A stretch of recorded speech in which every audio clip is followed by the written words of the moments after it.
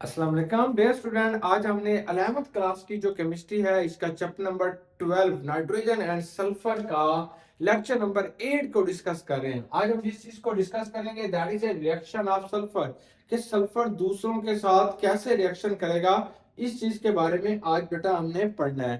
पहली बात यह है कि सल्फर जो होता है, sulphur sulphur can react with different element. ये जो सल्फर होगा, सल्फर रिएक्ट, ये सल्फर आमतौर पर रिएक्ट करता है विद अदर एलिमेंट, दूसरे एलिमेंट्स के साथ रिएक्शन करेगा और इसके नतीजे में ये क्या बनाता है, it can be form many organic और इनऑर्गेनिक कंपाउंड। जब सल्फर उनके साथ रिएक्ट करेगा तो अगर ऑर्गेनिक कंपाउंड होगा तो ऑर्गेनिक कंपाउंड बनेंगे, अगर वो कोई इनऑर्गेनिक कंपाउंड है तो it can be form inorganic compound, तो ये इनऑर्गेनिक कंपाउंड बनाएगा। जैसे हमारे पास कुछ प्रोटीन्स ऐसे होते हैं, कुछ अमाइनो एसिड्स ऐसे होते हैं विच कंटेन सल्फर, उसके अंदर सल्फर पाया जाता है। ऐसे थायोफीन एक हमारे पास ऑर्गेनिक कंपाउंड है दैट कंटेन सल्फर। ऐसे सोडियम सल्फाइड है, मैग्नीशियम सल्फाइड है, ये इनऑर्गेनिक कंपाउंड होंगे। अब ये इनके साथ मिलकर ऑर्गेनिक और इनऑर्गेनिक कंपाउंड बना रहा है, लेकिन sulphur does not react with water. हम कहते हैं कि ये जो सल्फर होगा that does not react with water, does not react with water, ये पानी के साथ रिएक्शन नहीं करता, पानी के साथ इसका रिएक्शन नहीं होगा एट ऑर्डिनरी कंडीशन। अगर ये आम से आपने इसके पास कंडीशंस लेके आते हैं, आम टेम्परेचर और प्रेशर लेके आते हैं, तो उसके ऊपर ये पानी के साथ रिएक्शन है नहीं करता, क्योंकि सल्फर जो होता है वो पानी के हाइड्रोजन बॉन्ड को ब्रेकअप नहीं कर सकता, इसकी वजह से सल्फर इनके साथ रिएक्शन है नहीं करता। इसके अलावा sulphur does not react with a non oxidising acids. जो नॉन ऑक्सीडाइजिंग एसिड्स होते हैं उनके साथ भी ये रिएक्शन है नहीं करता। नॉन ऑक्सीडाइजिंग एसिड्स कौन से होते हैं, जैसे हमारे पास HCl होगा, जैसे आपके पास HBr होगा, HI होगा, क्योंकि सल्फर जब इनके साथ रिएक्शन करेगा तो ये हाइड्रोजन गैस को यहाँ से लिबरेट करेगा, जैसे मैग्नीशियम वगैरह लिबरेट करते हैं, तो सल्फर इनके साथ रिएक्शन है नहीं कर सकता। अब ये रीजन आते हैं कि सल्फर इनके साथ रिएक्शन क्यों नहीं करता, तो हम कहते हैं ये जो सल्फर होता है that is the least reactive element. ये थोड़ा बहुत ज्यादा रिएक्टिव नहीं है, लीस्ट रिएक्टिव एलिमेंट होता है। इसलिए इसका लीस्ट रिएक्टिव क्यों होता है, क्योंकि ये जो सल्फर होता है, या तो सल्फर सल्फर के एटम आपस में मिलके लॉन्ग चेन बनाते हैं, इसे आप कैटिनेशन कहते हैं। इस लॉन्ग चेन को तोड़ना थोड़ा मुश्किल होता है, इसको ब्रेकअप करने के लिए ज्यादा एनर्जी की जरूरत पड़ती है, इसलिए सल्फर ये रिएक्शन है नहीं करता। या it can be form A crown like structure, आपने इसकी क्राउन लाइक स्ट्रक्चर बना देनी है। या बेटा ये क्या बनाएगा बच्चों, क्राउन लाइक स्ट्रक्चर बनाएगा, ये क्राउन लाइक स्ट्रक्चर बनाता है। इस स्ट्रक्चर को आप कहते हैं ये क्राउन लाइक स्ट्रक्चर है। इसके बांड बहुत मजबूत होते हैं, इनको तोड़ना थोड़ा मुश्किल हो जाएगा, इसलिए बेटा ये हमारे पास जो होता है वो दूसरों के साथ रिएक्शन है नहीं करेगा। अब सेकंड पार्ट जो आता है कंबस्टन, कंबस्टन का मतलब होता है जलाना। जैसे ऑक्सीजन होता है वो जलता नहीं है, जलने में मदद करता है। यानी प्योर अगर ऑक्सीजन पड़ी हो तो आप उसे कभी नहीं जला सकते, जितनी मर्जी उसके अंदर आग फेंक दे, लेकिन अगर उसमें कागज का टुकड़ा डालेंगे, लकड़ी का टुकड़ा डालेंगे, तो वो तेजी से जलना शुरू हो जाएगी वो चीज। लेकिन सल्फर जो होता है वो इटसेल्फ कंबस्टिबल, खुद जलता है। तो सल्फर को बेटा जब आपने ऑक्सीजन के साथ जलाते हैं, तो ऑक्सीजन के साथ जब इसको जलाते हैं तो that process known as a combustion, इसे आपने कंबस्टन कहते हैं। इसके नतीजे में सल्फर जिसके अंदर तब्दील हो जाएगा वो सल्फर डाइऑक्साइड होगा। सल्फर डाइऑक्साइड आमतौर पर जो आग का शोला होता है वो आपको येलो कलर का नजर आ रहा होता है, लेकिन जब सल्फर डाइऑक्साइड बनेगा तो यहाँ पे जो सल्फर डाइऑक्साइड का कलर हमें नजर आ रहा होता है वो ब्लू कलर का होगा, यानी ब्लू कलर का शोला होगा। तो आपके एमसीक्यूज में आ जाता है कि अगर सल्फर को जलाएं तो किस कलर का ये आपके पास फ्लेम होता है, तो हम कहेंगे ये ब्लू कलर का फ्लेम होगा। ये एमसीक्यूज आ सकता है, इसको आपने बुक के ऊपर अंडरलाइन कर लेने हैं। नेक्स्ट आपके पास आता है ऑक्सीडेशन ऑफ सल्फर। ये जो सल्फर डाइऑक्साइड होता है अगर इसे आप मजीद गर्म करते हैं, ये जो सल्फर डाइऑक्साइड होगा यानी ये सल्फर डाइऑक्साइड है, इस सल्फर डाइऑक्साइड को बेटा क्या किया जाएगा, मजीद गर्म किया जाएगा। जब मजीद आप इसे गर्म करते हैं in the presence of platinum, यहाँ पे कैटालिस्ट डालेंगे, वो क्या होगा, प्लाटिनियम होगा। तो इट कैन बी फॉर्म, ये क्या चीज बनाएगा, ये सल्फर ट्राई ऑक्साइड बनाएगा, सल्फर ट्राई ऑक्साइड। ये एक नई चीज बन जाएगी, इसका नया ऑक्साइड होगा, इसे आपने सल्फर ट्राई ऑक्साइड कहते हैं।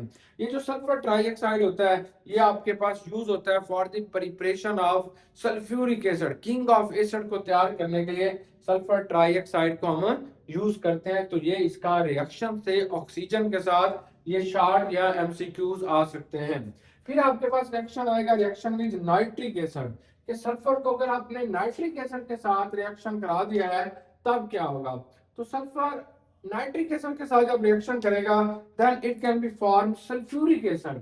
तो ये बेटा आपके पास क्या होता है, ये सल्फर है प्लस इसके साथ 6 मोल आपने नाइट्रिक एसिड के ले लेते हैं, तो इसके नतीजे में ये क्या बनाएगा, it can be form sulphuric acid, H2SO4 बनाएगा, प्लस बेटा it can be form nitrogen dioxide, nitrogen dioxide बनेगा, और 2 वाटर के मॉलिक्यूल यहाँ पे बनते हैं, 2 वाटर के क्या बनेंगे बेटा, मॉलिक्यूल होंगे। ये जो नाइट्रिक एसिड होता है that act as a oxidising agent, यानी ये उसको ऑक्सीडाइज कर रहा होता है, ये ऑक्सीडाइजिंग एजेंट कहलाता है, अपने ऑक्सीजन उसको दे रहा होता है। मतलब क्या है, ये जो सल्फर होता है इसकी बेटा ऑक्सीडेशन हो रही होती है, ये जो सल्फर होगा इट कैन बी ऑक्सीडाइज्ड, ये ऑक्सीडाइज्ड होता है, मतलब इसकी ऑक्सीडेशन होती है, और इसकी ऑक्सीडेशन कराने के लिए जो चीज आप इस्तेमाल कर रहे होते हैं वो ऑक्सीडाइजिंग एजेंट होंगे, वो नाइट्रिक एसिड यूज होता है। नाइट्रिक एसिड इसके साथ रिएक्शन करके सल्फ्यूरिक एसिड बनाएगा,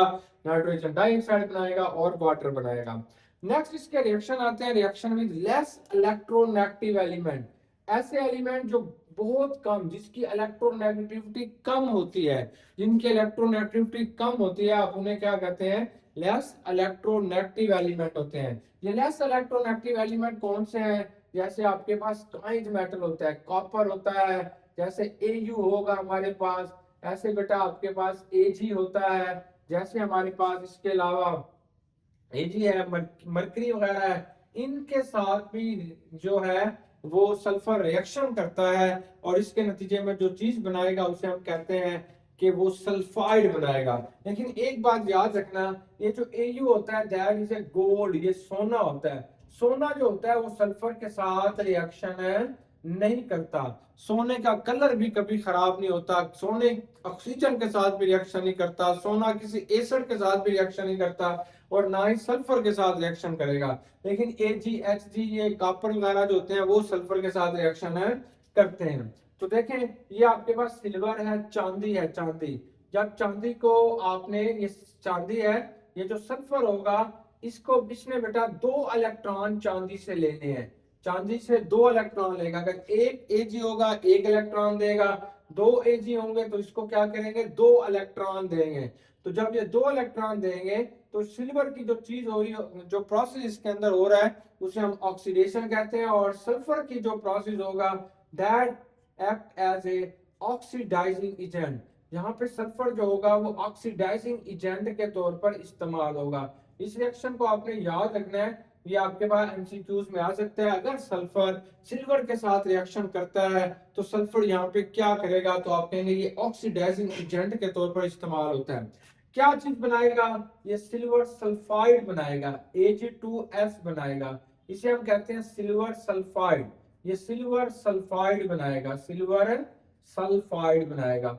और इस तरीके से ये जो चांदी की सत्ता होती है, या जो सिल्वर हमारे पास होता है, इसकी जो सत्ता होगी वो टार्निश हो जाएगी। टार्निश का मतलब क्या होता है, ये थोड़ी धुंधली हो जाएगी, थोड़ी पीली सी हो जाएगी, इसलिए चांदी को हम कहते हैं जंग लग जाता है, थोड़ी थोड़ी पीली हो जाती है, टार्निश हो जाती है, सल्फर इसके साथ रिएक्शन कर जाता है, लेकिन सोने के साथ सल्फर कभी भी रिएक्शन नहीं करेगा। इसी तरीके से ये जो कॉपर होगा, कॉपर 2 तरह से होगा, अगर कॉपर 1 होता है जिसकी ऑक्सीडेशन स्टेट कम होती है उसको हम कहते हैं क्यूप्रेस। तो यहाँ पे ये जो कॉपर आप इस्तेमाल कर रहे हैं ये क्यूप्रेस है, अगर इसकी ऑक्सीडेशन स्टेट +2 होती तो उसे क्यूप्रिक कहते हैं। तो कॉपर को जब आप इसके साथ रिएक्शन करेंगे तो ये +1 वाला है, यहाँ पे भी 2 कॉपर इस्तेमाल होंगे, कॉपर इसके साथ रिएक्शन करेगा then it can be form cuprous sulphide, इसका कलर भी थोड़ा क्या हो जाएगा, चेंज हो जाएगा। अगर मरकरी इसके साथ रिएक्शन करता है तो इसकी ऑक्सीडेशन स्टेट बेटा +2 यहाँ पे इस्तेमाल होगी, और सल्फर की -2। तो इसे हम कहते हैं, ये जो हमारे पास चीज बन जाती है इसे मर्क्यूरिक सल्फेट कहेंगे। ये जो चीज बनती है इसे बेटा आपने मर्क्यूरिक सल्फाइड कहते हैं, मर्क्यूरिक सल्फाइड। ये थोड़ी, ये mercuric sulphide, FIDE, mercuric sulphide बनेगा। इसे आपने क्या कहते हैं, क्यूप्रस। ये क्यूप्रस सल्फाइड होगा, सल्फाइड, ये क्यूप्रस सल्फाइड होगा। इसको आपने क्या कहना है, ये मर्क्यूरस सल्फाइड होगा, मर्क्यूरस सल्फाइड। तो आपने इसे मर्क्यूरस सल्फाइड कहते हैं। ये जो मरकरी होगी ये सॉलिड स्टेट के अंदर होगी, सल्फर भी सॉलिड स्टेट के अंदर होगा, ये भी सॉलिड स्टेट के अंदर होगा। ये सारे सॉलिड में है। कॉपर आपने देखा हुआ है, सिल्वर, चांदी को भी आप जानते हैं कि वो सॉलिड होते हैं, ये सारे सॉलिड में है। और इनकी सत्ता को ये टॉर्निश कर देगा, थोड़ा खराब कर देगा। अब रिएक्शन विद साइनाइड, साइनाइड के साथ ये क्या करेगा। साइनाइड क्या होते हैं, ये एक जहर होते हैं। सल्फर हमारा दोस्त है, बहुत प्यारा दोस्त है, क्योंकि हमारे बालों के अंदर भी सल्फर होता है। और वो हमारी जो प्रोटीन है, वो अंडे की जर्दी होती है उसमें भी सल्फर पाया जाता है। बहुत सारी प्रोटीन के अंदर जो होता है वो जो उनको अमाइनो एसिड्स बना रहे होते हैं उनके अंदर सल्फर पाया जाता है। तो सल्फर करेगा क्या, अल्लाह ना करे अगर हमारी बॉडी के अंदर कहीं से जहर चली जाती है, यानी सायानाइड चला जाता है, सायानाइड। अब ये जो जहर होता है इसका जो जायका होता है वो बादाम की तरह होगा, बादाम की तरह। ये पोटाशियम साइनाइड है, कहीं से आपने खा ली, अल्लाह ना करे किसी ने खा ली, तो बॉडी के अंदर मौजूद जो सल्फर होगा ये फौरन इसके साथ जाके रिएक्शन करेगा, इसके साथ, किसके साथ, पोटाशियम साइनाइड के साथ। किसमें कन्वर्ट कर देगा, पोटाशियम थायोसाइनाइड में। इसे हम कहते हैं पोटाशियम। ये जो बेटा हमारे पास आएगा इसे आपने पोटाशियम, ये पोटाशियम है, आपने इसे थायोसायानेट, थायोसायानेट, ये पोटाशियम थायोसायानेट के अंदर कन्वर्ट कर देगा, जो कि लेस पॉइजन होता है, लेस पॉइजन। मतलब अगर जो पोटाशियम सायानाइड है वो आपके पास बहुत ज्यादा पॉइजन है, लेकिन पोटाशियम थायोसायानेट जो होता है वो उसके मुकाबले में 200 टाइम लेस पॉइजन होगा, लेस पॉइजन होगा। और फिर हमारा लीवर जो होता है वो पानी के जरिए इस पॉइजन को, इस जहर को जिस्म से बाहर निकाल देगा। फिर यहाँ पे बड़ी एक मजे की बात होती है, ये जो पोटाशियम थायोसायानेट होता है that act as a halides.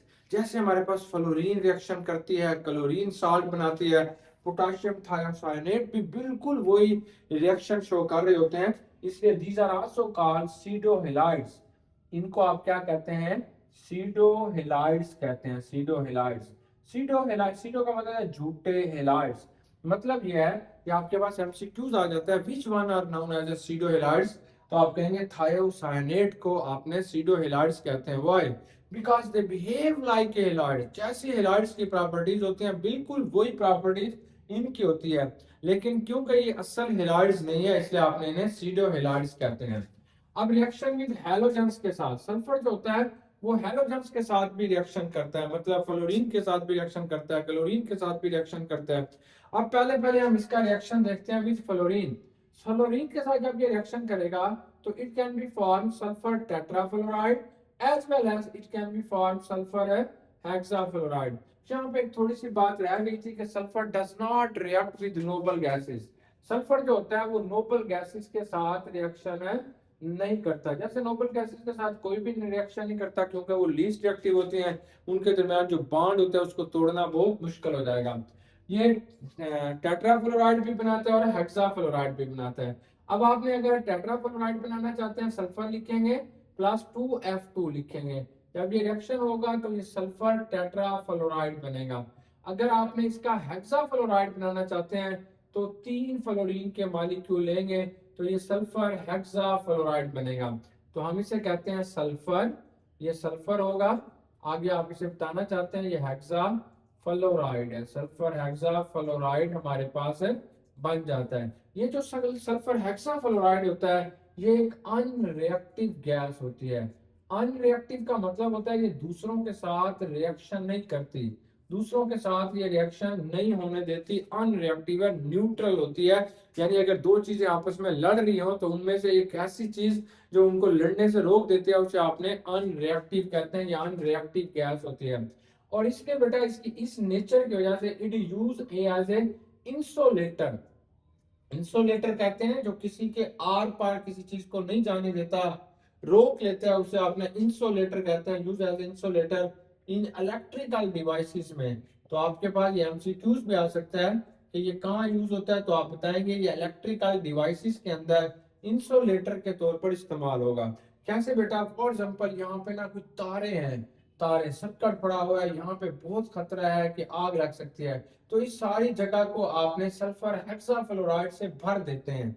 तो सल्फर हेक्साफ्लोराइड जो होती है वो स्पार्किंग से बचाएगी, इसको रिएक्शन इसका नहीं होने देगी, इसे रिएक्शन से बेटा रोक लेती है। तो इस तरीके से it can be act as a insulator in electrical devices के अंदर इंसुलेटर के तौर पर भी इस्तेमाल होगी। अब रिएक्शन विद क्लोरीन, अगर बेटा इस सल्फर को आपने क्लोरीन के साथ रिएक्शन करते हैं then it can be formed डाइसल्फर। ये डाइसल्फर डाई क्लोराइड बनाएगी, इसे हम कहते हैं कि ये हमारे पास क्या बनेगा, डाइसल्फर। ये डाइसल्फर है और आगे साथ क्या होगा, डाई क्लोराइड, डाइसल्फर डाई क्लोराइड बनाएगा, जो कि आपके पास येलो लिक्विड होगा। येलो कलर का ये क्या होता है बेटा, ये लिक्विड होता है, आप इसे कहते हैं ये येलो लिक्विड बन जाएगा। अब अगर आपने इसका रिएक्शन करा देते हैं, ये जो येलो लिक्विड होता है, हमारी बुक पे ये इक्वेशन थोड़ी मिस्टेक होगी या गलत लिखी गई है, उससे आप ठीक कर लें। तो वहां पे ये स्टेटमेंट ठीक है कि ये डाई सल्फर डाई क्लोराइड फिर क्लोरीन के साथ रिएक्शन करेगी। किसके साथ करेगी बेटा, फिर क्लोरीन के साथ रिएक्शन करेगी, तो क्या बनाएगी, सल्फर डाई क्लोराइड बनाएगा। ये जो चीज आपके पास आ गई है इसे हम कहते हैं सल्फर डाई क्लोराइड। क्या कहेंगे, सल्फर डाई क्लोराइड। तो आप इसे सल्फर डाई क्लोराइड कहते हैं। ये आपके पास एक रेड लिक्विड होता है, रेड कलर का एक क्या होगा बेटा, ये एक लिक्विड है। उम्मीद है कि आज का डिस्कशन आपको समझ आ गई होगी। मिलते हैं इंशाल्लाह नेक्स्ट वीडियो में। अल्लाह हाफिज।